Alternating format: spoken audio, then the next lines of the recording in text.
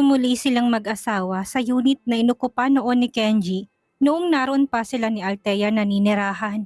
Ngunit hindi nagtagal ay lumipat sila sa bahay ng kapatid niyang si Althea doon para naman mapanatag ang loob niyang maiwanan si Britney. Lalo na kung gabi dahil meron doong sariling gwardya. Batid niyang kayang gawin yun ng asawa kung kaya naman hindi niya binigyan ito ng pagkakataon. Yung tipong kahit malaki ang tiwala nito sa babae, binigyan pa rin niya ito ng benefit of the doubt. Hindi nagbago ang kanilang relasyon ng asawa kahit pa pinipilit ni Kenji na umayos yun. Lahat ay ginawa ng lalaki at sinubukan, ngunit naging distansya at malayo pa rin sa kanya ang loob ni Britney. Nasa halip na mas mapalapit pa siya sa asawa, ay lalo lang yatang napalayo ang loob nito kahit na nakikipaglapit na siya sa kanya. Britney, hindi mo pa rin ba talaga ako mapapatawad? Bigyan mo naman sana ako ng second chance. Nangako naman ako sa'yo na magbabago na, hindi ba? Maano bang bigyan mo ako ng pagkakataong ipakita yun sa'yo? Himok ni Kenji dito, isang umaga upang sabihin ang punto niya. Napapagod na kasi siyang palaging mag-effort, ngunit baliwala naman. Ang ilang buwang plano lang na pananatili sa Paris ay tumagal na at na-extend hanggang sa tuluyang manganak si Britney sa isang malusog na batang lalaki. Ganun pa man ay hindi pa rin nagpasyang bumalik ng bansa ang mag-anak na piniling manatili pa sa Paris. Natatakot kasi si Kenji na baka kapag bumalik sila ng bansa ay maging magulo lang muli ang lahat. Baka biglang lumakas ang loob ni Britney na parang hangin lang siya. Aba, mukhang napapasarap na ang pananatili mo dyan, Kenji. Si Althea nang minsang tumawag siya dito. Tinawanan lang niya iyon bilang tugon dahil hindi naman siya mapilit nito. Kailan ba kayo uuwi dito? Hindi ko pa alam, Odessa. Odessa ang tunay na pangalan ni Althea at yun ang nakasanayang itawag sa kanya ni Kenji. Nakapanganak na rin ito at kasalukuyang pinagtutulungan na asikasuhin nilang mag-asawa ni Renz ang kumpanyang iniwan ni Kenji. Paminsan-minsan naman ay umuwi ng bansa si Kenji, ngunit lingid yon sa kaalaman ni Britney. Ang alam lang nito, sa karatig bayan lang siya nagtutungo kapag nawawala siya ng ilang araw. Hindi naman din ito nagtatanong kapag bumabalik siya. Parang nakasanay na rin ito ng babae na halatang tuluyan nang nawala ng pakialam doon si Kenji. Mukhang willing-willy ka sa pananatili mo dyan, ha? Maawa ka naman sa amin na Renz. Hindi na kami makakuha ng bakasyon man lang. Ang papasaway pa ng ibang investors. Hay naku, nakaka-stress.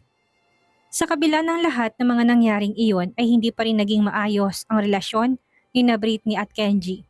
Hindi bumalik sa dati ang lahat at kung anong magandang relasyon meron sila sa nakaraan. Wala na talaga kung anong pakikitungo ni Britney kay Kenji noong umalis sila ng Pilipinas. Consistent na iwan ang ipinakita ng babae sa kanya kahit ilang taon pa ang lumipas. Pinipilit naman yun ni Britney, ngunit nawala na talaga ang tiwala niya kay Kenji kahit na anong pilit ng pagbabalik ang gawin niya. Nakikita naman niya ang naging pagbabago nito, ang effort na ibinibigay sa kanilang mag-ina. Ngunit wala, hindi niya magawang mapatawad ang asawa at muling mahalin at pahalagahan na kagaya ng dati. Naging tahimik din ng babae at parang biglang may sariling mundo, na hindi na rin ito pumapalag sa tuwing pinagtatangkaan ni Kenji na ang kininang katawan nito sa alanganing oras. Literal na parang naging normal na lang kay Britney ang lahat ng ginagawa ni Kenji. Bagay na hindi naman pinuna ni Kenji pero bahagyang nabahala rin naman doon ang lalaki. Natatakot siya na baka nagpaplano ito ng iba kaya tahimik. Hi Han, pinilit ni Kenji na maging tunog sweet ang pagbati niya. Kakarating niya lang ng bahay mula sa business dinner sa labas. Medyo may alak sa kanyang katawan dahil napainom siya kasama ng ilan sa mga kakilala. Noon lang din siya umuwi ng gabing-gabi na. Maliwanag ang buong bahay dahil bukas pang lahat ng ilaw. Mula sa pasyo, ito hanggang sa pasukan. Parang kumikinang ng mga bituin sa langit ang Christmas lights na kinakabit ni Britney. Narinig man niya ang boses ni Kenji, hindi niya man lang ito tinapunan ng tingin kahit nasaglit. Hindi pa siya natutulog dahil abala sa pagdedekorasyon ng bahay. Nakasuot siya ng manipis na pajama. Abalang-abala ang mga mata sa pagsasabit ng malilit na pendant ng kaharap na Christmas tree. Han, muling tawag ni Kenji na puno ng paglalambing. Kumurba ang kilay ni Britney kahit panabanaag na niyang bulto ni Kenji sa gilid ng kanyang mga mata. Wala siyang planong pansinin pa rin ito. Hindi mo ba talaga ako naririnig at nakita? Muling tanong ni Kenji na hindi na napigilan ang pagtatampo sa kanyang tono. Ayaw mo na ba talagang magkaayos tayo at bumalik sa dating tayo? Ayaw mo talaga? Parang piping na natiling nakatikom ang bibig ni Britney. Naikuyom na ni Kenji ang kanyang kamao. Mukhang magiging matigas pa rin talaga ang asawa niya. Marahil, kung ipapakita niyang masamang side niya, dito ay baka sakali pang mahimasmasan ito at maisip na bumalik sa dati. Hindi mo ba talaga ako nakikita? Mananatiling hangin na lang ba ako sa'yo ha, Britney? Puno ng hinanakit na tura ni Kenji na umigting pa rin ang panga. Pinipilit niyang habaan ng pasensya, ngunit tila napigtas na yon. Ubos na rin ang lakas niya sa pagiging matigas na ugali ni Britney na kahit anong suyong gawin niya, hindi pa rin yan dito umuobra. Ganito bang gusto mo? O gusto mo akong bumalik sa dating ako? Humigpit ang hawak ni Britney sa huling bola ng Christmas tree na kanyang inaayos. Napalunok na siya ng sariling laway, bumalik na naman sa kanyang isipan ang pinakamalalang nakita niyang ginawa ni Kenji sa kaklase niya noong si Andre. Parang nangihina na siyang napalingon. Mamili ka, mabilis lang naman akong kausap, Joanna. Nangilabot si Britney nang muling banggitin itong kanyang pangalawang pangalan. Ngayon na lang ulit nito nabanggit iyon. Ang pagtawag ni Kenji sa kanya sa pangalang iyon ay naghahatid ng kakaiba't iba yung takot. Sinamaan niya ng tingin si Kenji. Ipinakita niya yon sa paglamukos niya ng bolang palamuti na agad nakita rin doon ni Kenji. Ano pa bang gusto mong gawin ko para makipagbati ka sa akin? Gusto mo akong lumuhod? Hindi pa ba sapat ang mga ginagawa ko? Magsalita ka. Sabihin mo. Huwag kang magpanggap na wala kang boses, Britney. Napapitlag na doon ang babae sa ginawang pagsigaw ni Kenji. Noon na lang niya ito nakitang pagtaasan siya nito ng boses. Namasan ang magkabilang gilid ng kanyang mga mata. Nagbabadya nang bumaba ang kanyang mga luha. Sinubukan din naman niya pero sa tuwing gagawin niya ay inuunahan siya ng takot kay Kenji. Takot na baka maulit lahat. Na baka kapag muli siyang magtiwala at bumigay dito, muli itong magbago. Sobrang na-traumatize siya nang dahil sa kanyang asawa. Hindi ko alam, Kenji. Hindi ko alam. Nangatal ng labi ni Britney habang nanlalabo ng mga mata niyang nakatingin kay Kenji. Walang ano-ano'y mahigpit na siyang niyakap ni Kenji. Nagpumiglas doon si Britney dahil nakikita na naman niya sa kanyang isipan ang madugo nitong kamay na ginamit niya noon kay Andre. Shh! Just trust me this time. No, ayoko!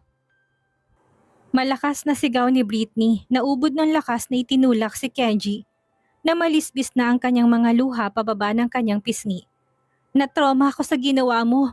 Bahagyang natigilan si Kenji. Nababanag niya kasi ang matinding takot na bumalatay sa mga mata ni Britney ng mga sandaling iyon. Hindi lang invisible sa kanyang bibig kung hindi makikita ito sa buo niyang katawan. Walang maapuhap na anumang salita ang lalaki. Hindi niya alam kung paano sasagutin si Britney. Alam niyang masama siya dati. Hindi naman niya yon itinatanggi. Pero sinubukan niya namang magbago. Hindi mo ba alam na hanggang ngayon ay nakikita ko pa rin ang kung anong scene ang nakita ko noon sa basement? Ang mga kamay mong nababalot ng dugo mula sa katawan ng kaibigan ko. Nakikita ko pa rin yun, Kenji. Hindi mawala sa aking isipan ang tagpong iyon kahit na anong gawin ko. Nakadikit na yon sa isip ko, Kenji. Kaya wag mo kong pilitin dahil ikaw ang may kasalanan kung bakit ako nagkaganito. Sumasayaw na sa pangangatal ang buong katawan ni Britney nang sabihin niya yon sa kanya. Natigilan naman si Kenji na nagbalik na rin sa kanyang alaala ang tagpong iyon. Hindi niya maintindihan kung bakit hindi makaalis doon ang kanyang asawa ang tagal ng panahon na yon. Sa katunayan ay nakalimutan na niya. Hindi siya dito pwedeng sisihin dahil siya mismo ang nagbigay ng dahilan sa kanya para gawin iyon.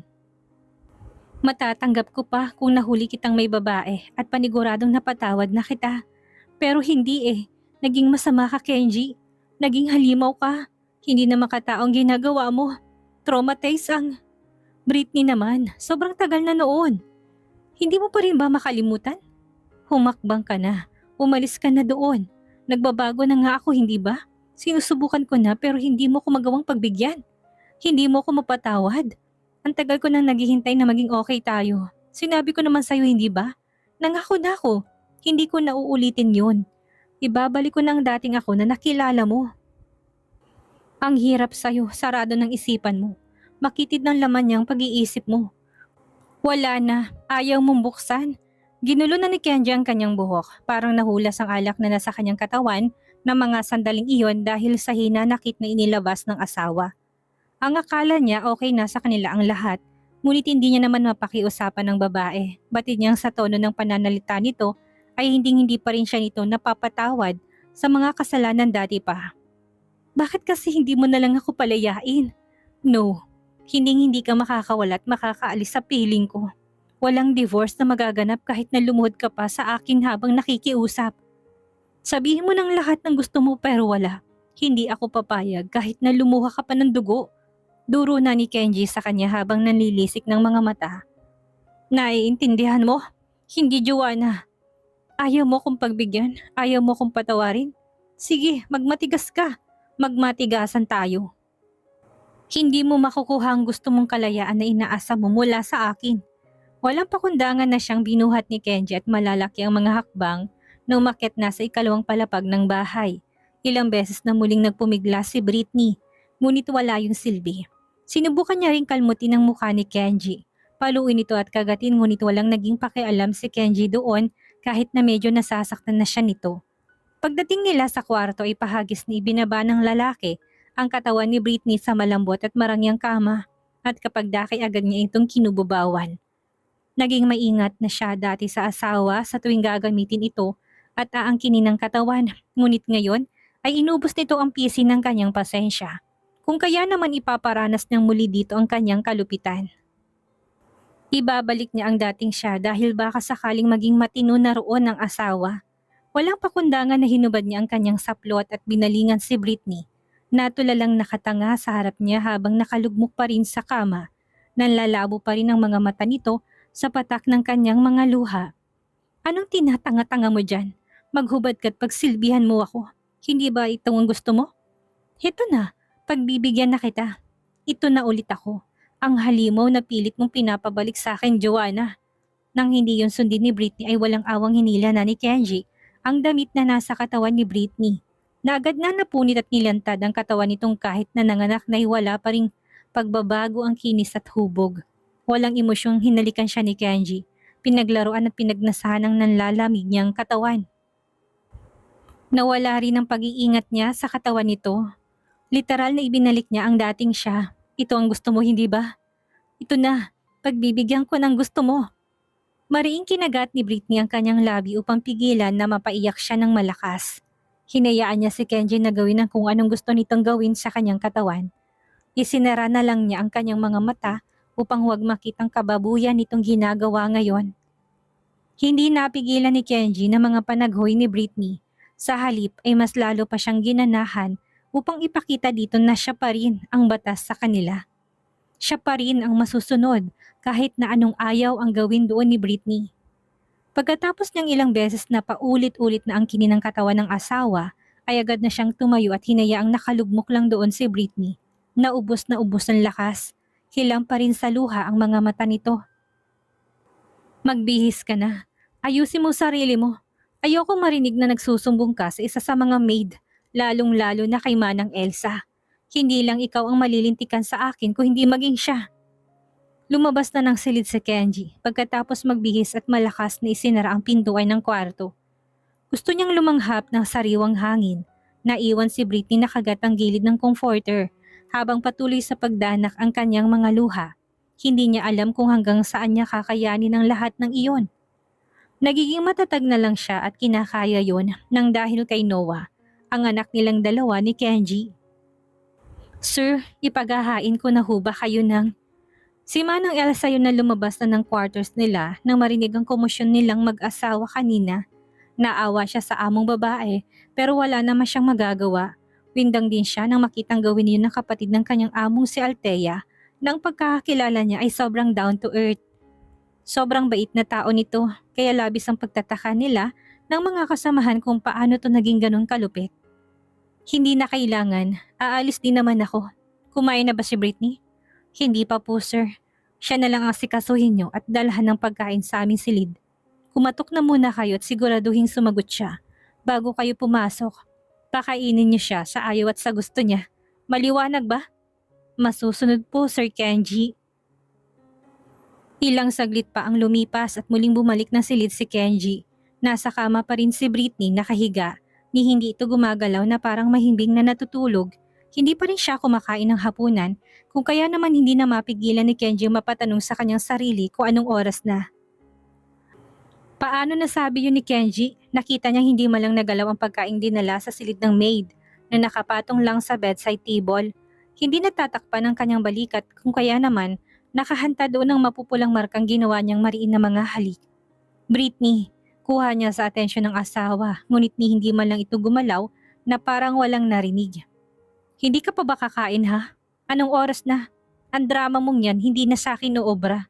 Bumangon ka na dyan upang kumain. Naupo si Kenji sa gilid ng bahagi ng kama. Nang maramdaman yun ni Britney ay tumagilid ang babae sa kabilang direksyon at binalot pang kanyang katawan sa comforter upang magtago sa asawa. Punong-puno pa rin ng luhang kanyang mga mata.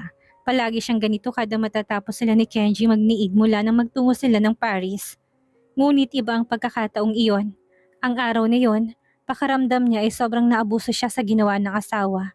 Napakan itong babae niya. Lumagpas na naman kasi ito sa boundary ng mga pananakit nito. Bingi ka ba? Tinapik na ng malakas ni Kenji ang binti ni Britney. Ang sabi ko, bumangon ka na dyan at kumain. Anong oras na, Britney? Papatay mo ba sa gutom ang sarili mo, ha? Alalahanin mo may bata ka na inaalagaan at binabantayan. Naburo pa sa kanyang mga mata ni Kenji nang hindi man lang gumalaw ang babae. Kumain ka na. Huwag mong paghintayin ng grasya. Maliligo na ako. Lumuwang ang hawak ng mga daliri ni Britney sa nakatakip na bedsheet sa katawan niya nang maramdaman ang pag-ahon ni Kenji sa kama. Punong-puno ng sama ng loob ang kanyang mga mata. Naging okay na ito sa paraan ng paggamit sa katawan niya, ngunit ngayon ay muling nagbabalik iyon. Hindi naman siya makapagreklamo ng tahasan dahil unang-una sa lahat ay ayaw niya ngang makausap pa itong muli nang marinig niya ang pagbukas ng pintuan ng banyo at ang paglagaslas ng tubig mula doon ay iinot-inot siyang bumangon. Lumipad ang kanyang mga mata sa nakapinid na pinto, binalot ng ni Britney ang katawan sa comforter at dahan-dahan na siyang tumayo. Tinungo ang bedside table at kinain ang pagkain na tatakpan doon kahit malamig na. Paglabas ni Kenji ng banyo ay tapos na si Britney sa pagkain. Hindi niya malang yun nakalahati. Muli na itong nakahiga sa kama, nakatalikod pa rin sa banda ni Kenji.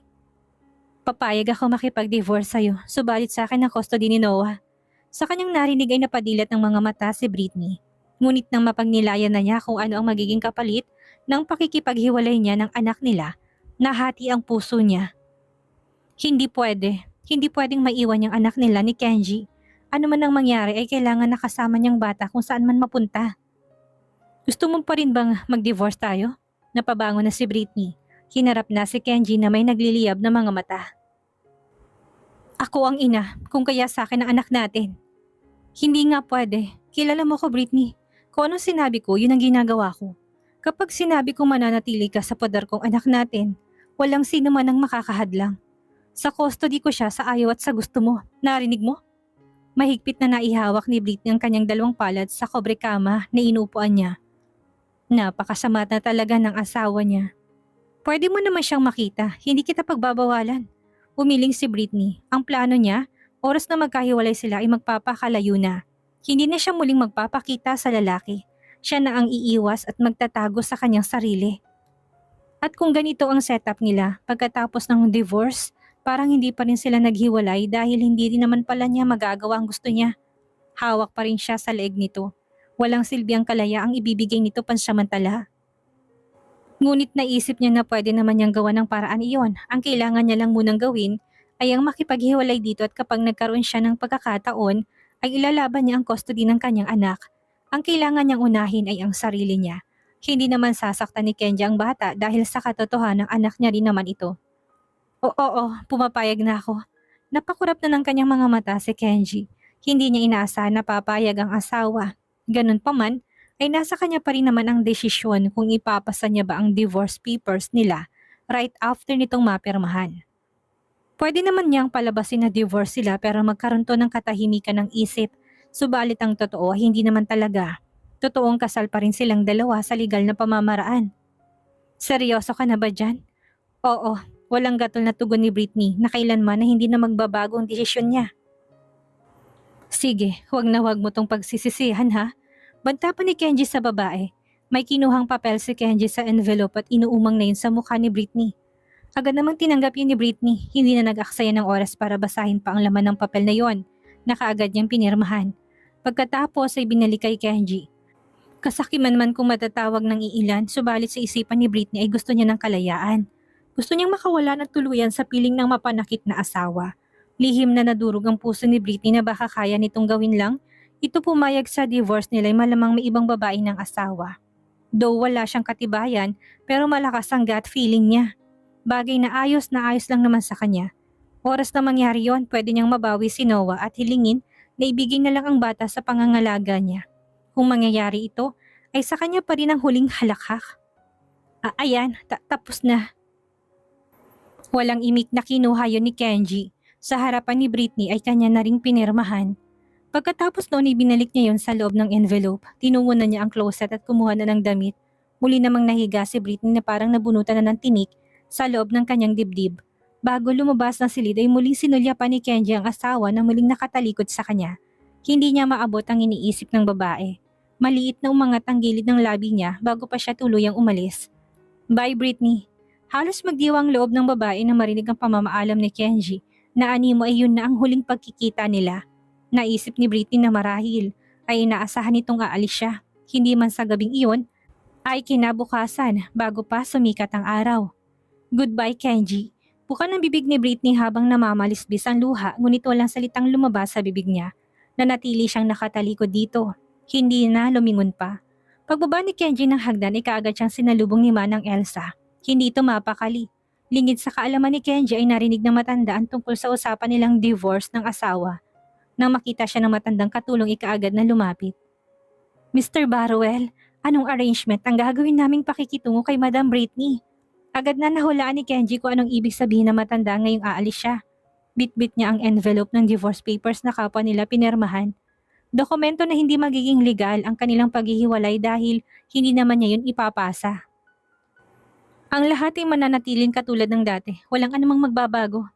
Halatang nagulantang si Manang Elsa dahil naisip niyang ang unfair naman noon sa amo nilang babae. Ngunit sino ba siya upang magtanong sa lalaking pinapasahod sila?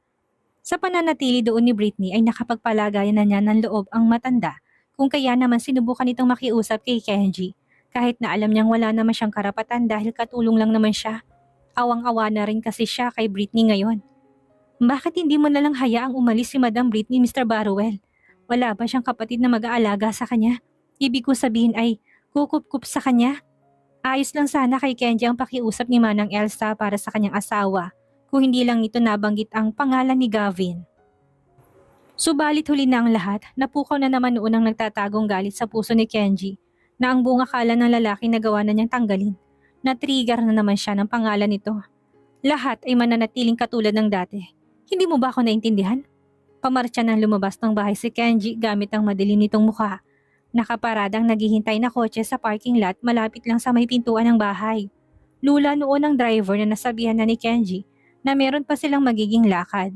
Pagsakay ni Kenji sa sasakyan, sumulya pa siya sa direksyon ng iniwan niyang bahay. Sa ikalawang palapag, sa silid na kanilang inuukupan ni Britney, maliwanag ang labas ng buong bahay dahil sa mga dekorasyon nitong Christmas light. Bukod tangi ang bahay na yon sa lugar na yon dahil sa maagang pagdiriwang ng Pasko. Huminga siya ng malalim, naisip niya na sa mga sandaling iyon ay tiyak na umiiyak si Britney. Yung tipong parang batang nawalan ng minamahal, parang batang iniwan ng mga magulang. Ano pang hinihintay mo? Bakit hindi mo papaandarin ang sasakyan? Mula sa backseat, iritable ng itsura at boses na sumandal si Kenji sa likod ng leather chair.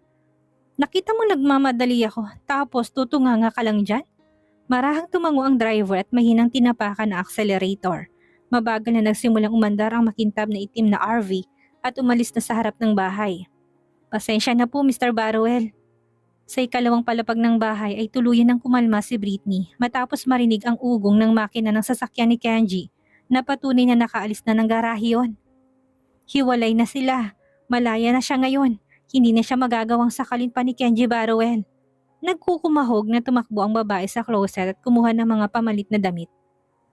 Hindi niya alintana ang nakayapak ng mga paa. Kumuha siya ng pinakamaganda niyang doong damit at walang imik na kanyang isinuot. Inayos niya ang kanyang mukha sa vanity mirror. na nagawa pang maglagay ng konting kolorete kagaya na lang ng lipstick at manipis na foundation. Kinuha niya sa taguan ng kanyang pasaporte at hinilan ang favorite niyang bag. Pagkatapos noon ibitbit ang sandals at tumakbo pa siya pababa. Kailangan niyang magmadali. Hahanap na muna siya ng matutuluyan sa gabing iyon at saka siya kukuha ng plane ticket para bumalik ng Pilipinas bukas ng umaga. Sa unang palapag ay hindi siya napigilan ng windang na si Manang Elsa. Madam Britney, saan ka pupunta? Napatingin lang ang matanda sa tumatakbong figura. Hindi niya napinilit na ang sariling habulin ng babae dahil ito naman talagang gusto niyang mangyari. Pasensya na po Manang Elsa. Lingon ni Britney na pinagsalikop ang mga palad niya. Dere-derechong tumakbo na si Britney sa pintuan ng bahagyang namumula ang kanyang muka. Hinihiling niya sa gwardya na nakabantay sa may gate na buksan ng pinto. May 8 ang bilang ng bodyguard na nakaitim na nakatayo lang doon. Saan po kayo pupunta ng ganitong oras, Madam Britney? Wala naman pong ibinilin si Mr. Barrowell na maaari kang lumabas. Kagaya ng dati, mananatili ka lang sa loob ng bahay. Katulad ng dati, natigil na si Britney at napaisip na naman habang nanunuyo ng kanyang lalamunan. Matagal niyang naunawaan na wala talagang balak si Kenji na pakawalan siya. Ano ang ibig niyang sabihin sa pag-aari niya si Noah? Ang ibig niyang sabihin hiwalay na sila. Sa kanya si Noah pero hindi siya po pwedeng umalis ng bahay na yon. Hindi siya tuluyang malaya. Ginoyo lang siya ng asawa. Binigyan ng karampot na pag-asang maaring makaalis. Mananatili pa rin siya sa loob ng tahanang iyon na nagmistulang kulungan sa kanya.